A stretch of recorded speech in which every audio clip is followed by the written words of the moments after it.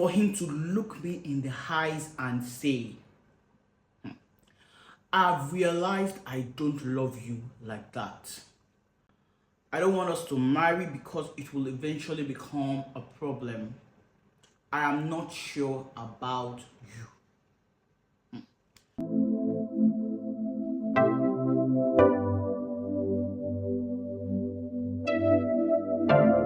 Welcome to Life Stories with Bussy, where true life speaks and healing begins.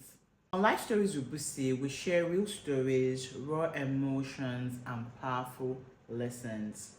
Today's story is from one of our silent viewers who said that she got encouraged by last week's story. So come along with me and let us get into the story. She goes, hello Bussy.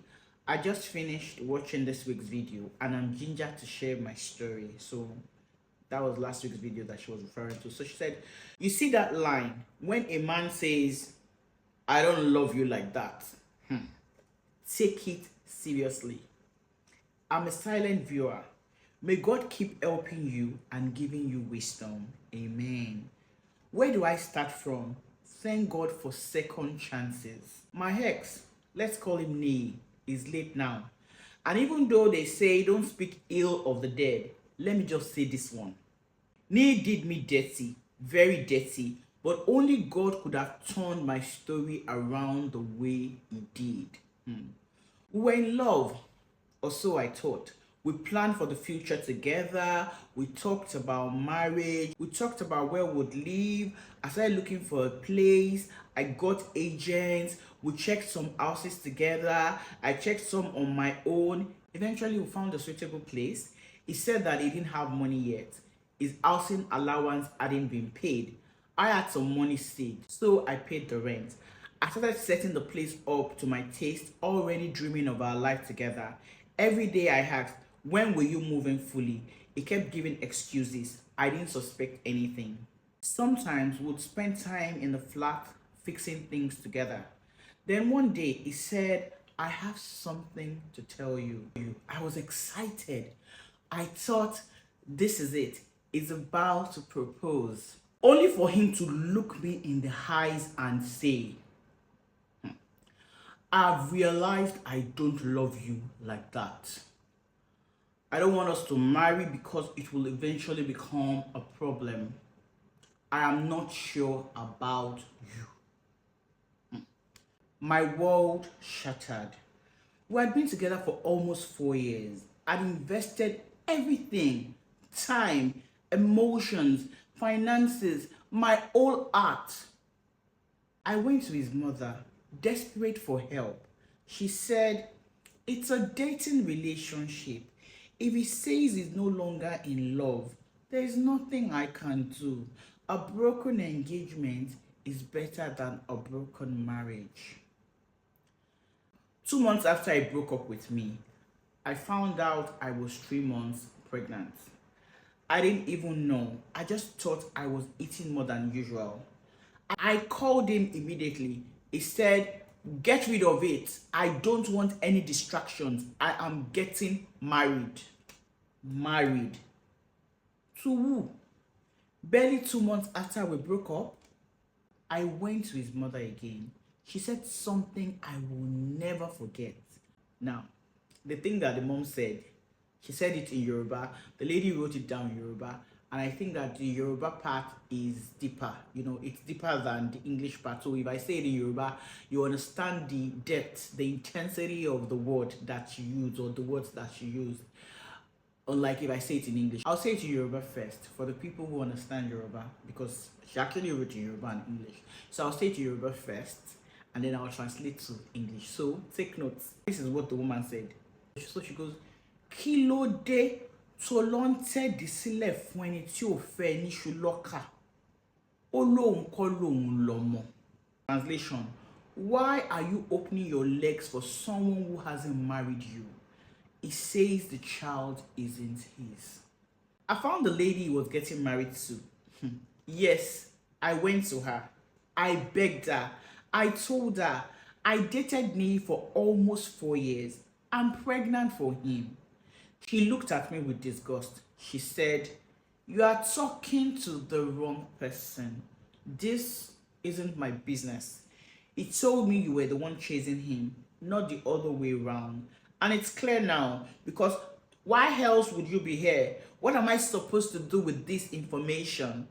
Nee later came to the flat. Yes, the one I paid for. He beat me. He shouted, I said I don't love you. Is it by force? Go and meet Jonathan. Now, listen carefully. Jonathan is my husband today. You see this God, he places treasures ahead of us, but we keep choosing what is not choosing us. I love that line. God places treasures ahead of us, but we keep choosing what is not choosing us.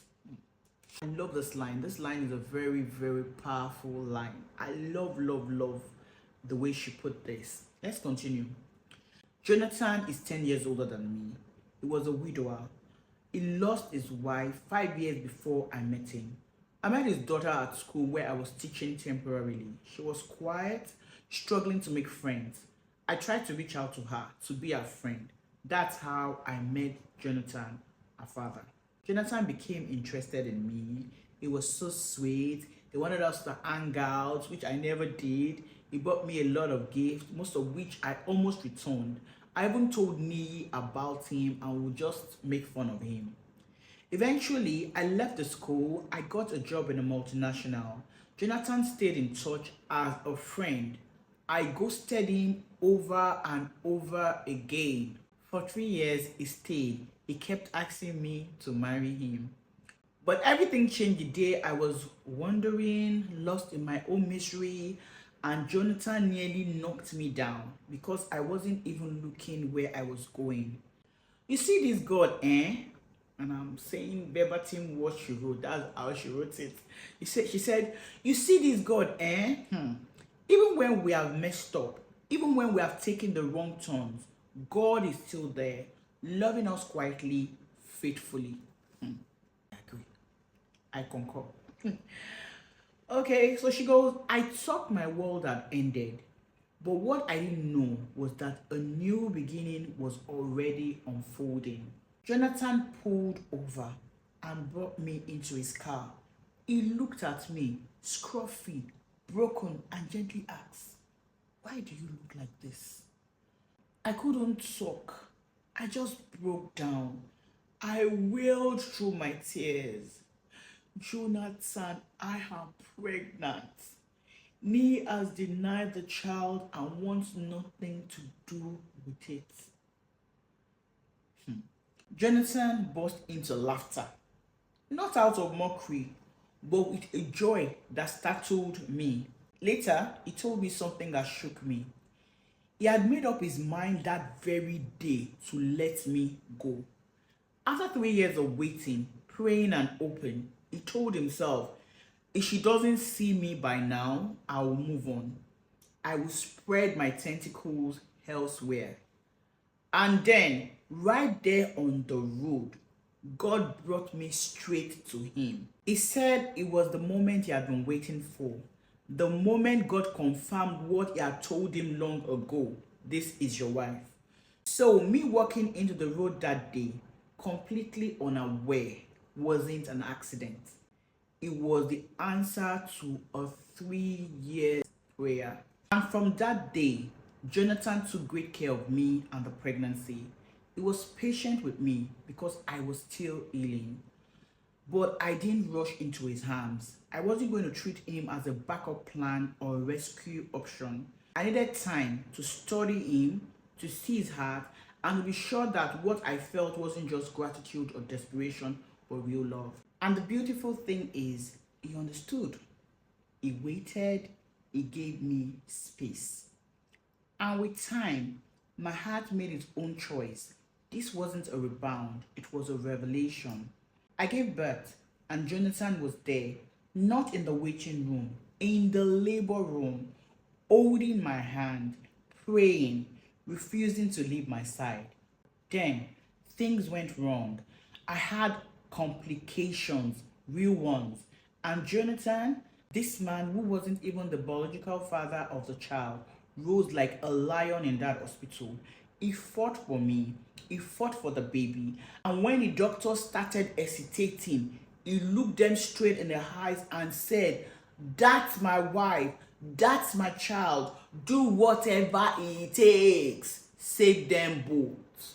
And when I finally came through, weak, confused, and clinging to life, the nurses began to tell me what he did, how he refused to sit, how he paced, cried, prayed, how he wouldn't let anyone rest until we were saved. That day, I saw him, not just as a good man, but as my man. When they brought the hospital certificate and asked for the baby's son name, I didn't hesitate. I said Jonathan's son name. And he broke down in tears. Tears of love, tears of answered prayers, tears that said, finally. That baby, now 10 years old, is Jonathan's favorite son, though he would not admit it, even more than the child that we had together. Our Sisi, that's our daughter, is in university now, and we love all our 3 children together. But here is the twist. Nili went ahead and married that lady, but 5 years later, the marriage crumbled. It turned out she had lied. She wasn't from a wealthy family like they believed. She was only a distant relative of the man they thought was her father. Okay, so basically I think it was because of money. Just like that, the fantasy fell apart and the marriage, it produced no child. Then he came looking for me. He said he wanted his child. I looked at him and asked, which child? I lied. I told him that the child was Jonathan's, that I'd been cheating on him at that time with Jonathan. The truth, that child looks exactly like me, though he's a boy. He has my face, my complexion, a mirror I see every day. And he never betrayed me, not even in his features. But I couldn't risk giving Nate the satisfaction of claiming what he once rejected. He had his chance. He walked away. And this child is already loved, chosen, covered by a man who never needed proof, only faith. Nee didn't believe me. He said he wanted DNA. I said no. Jonathan took action, tried to get a restraining order. He didn't want to hear a word from Nee. 6 months later, Nee died in his sleep, just like that. Turns out he had been battling an illness all along, something I never knew about. And then, as if on cue, his family reappeared. This time, not with judgment, not with insult, but with tears. Especially his mother. The same woman who once shamed me, who claimed her son wasn't responsible for my child. Now, she was begging to see me. Please, let me see my grandson. He is the only blood I have left. Nee was my only son.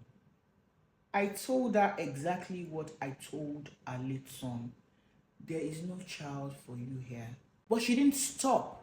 She went as far as visiting my husband's family, Jonathan's people. She went around telling anyone who would listen that my son was her late son's only child, that Nee had wanted the boy, that he had spoken of him before his death, that it was his dying wish, a final connection to the bloodline. She cried, she shouted, she made noise, but I stood my ground. I didn't move. I didn't waver. Because where was she when I needed support? Where was all this love when her son denied me and beat me? Where was she when I was pregnant, alone, and rejected? Jonathan started softening. He said, babe, let the woman see the child, maybe once, to help her grief. I refused. I said, if they hadn't lost their son, if his marriage hadn't failed, if his marriage produced a child, they wouldn't remember us. I told Jonathan, I won't open the door that God helped me shut. And he understood. My child is not a replacement for their loss. It's not a second chance for them.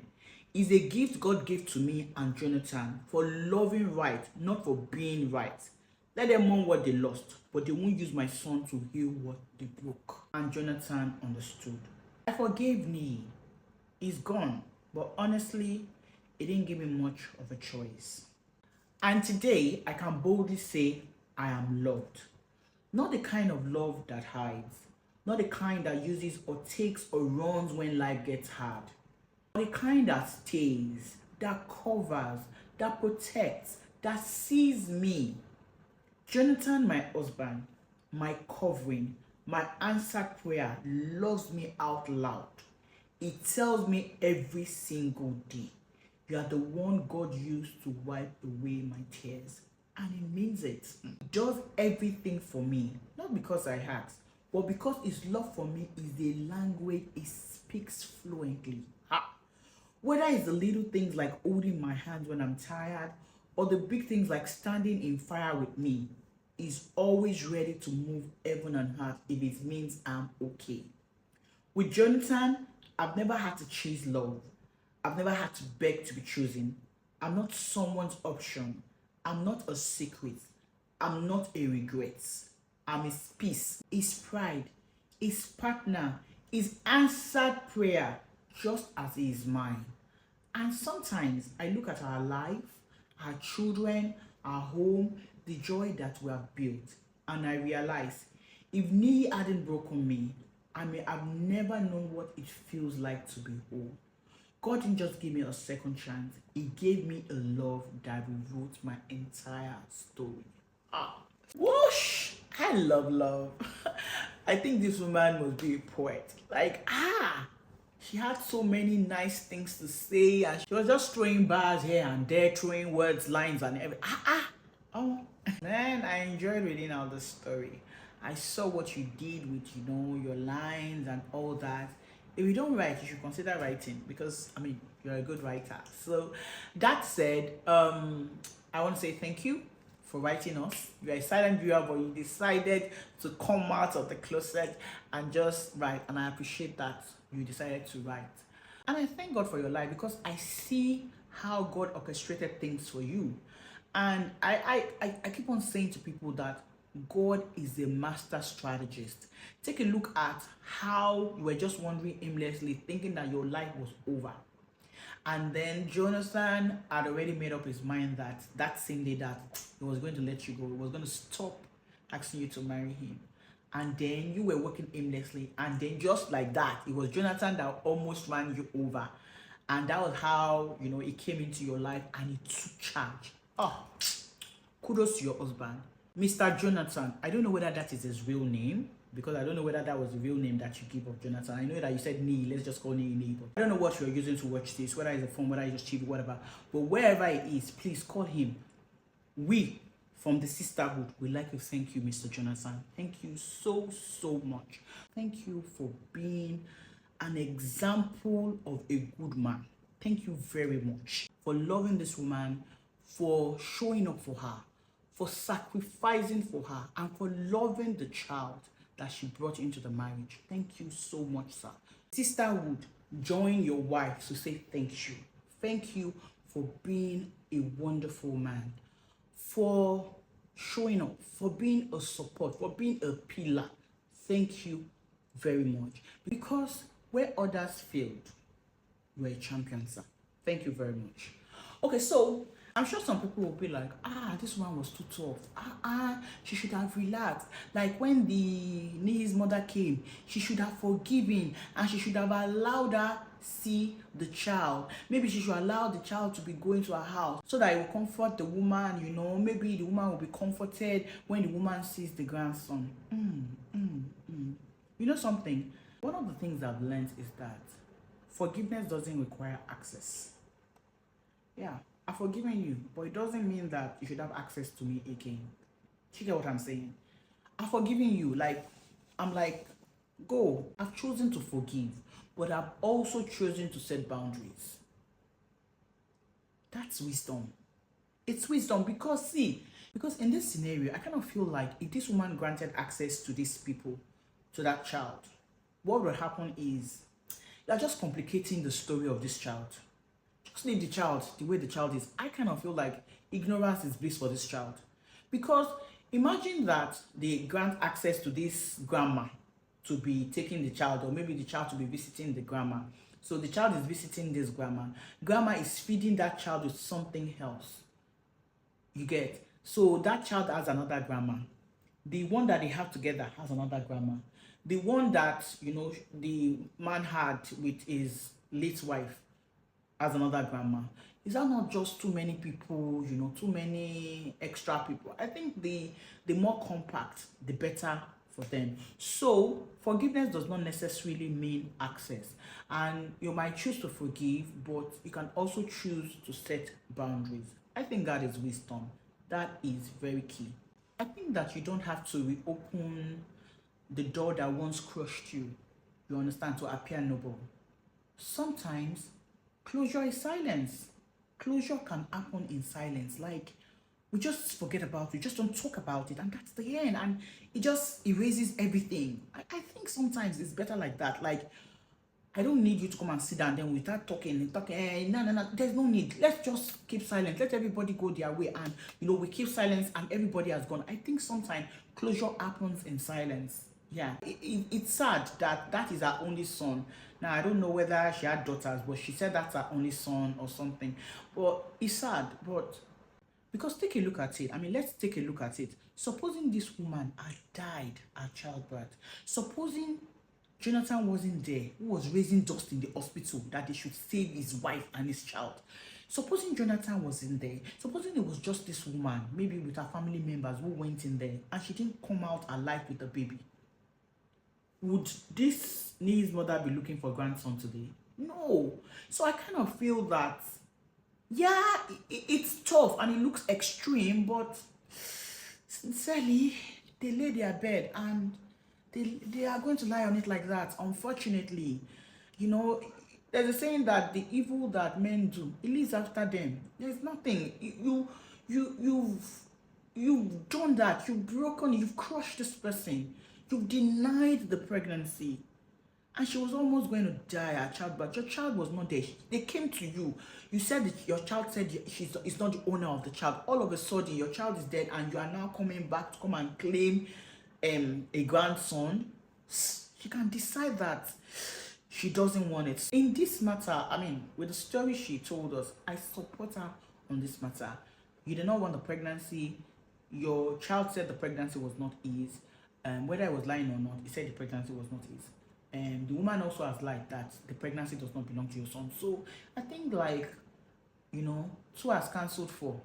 So the answer is to the writer, I think that you made a powerful choice to protect your child's peace. DNA or no DNA, a father's role is not just biological.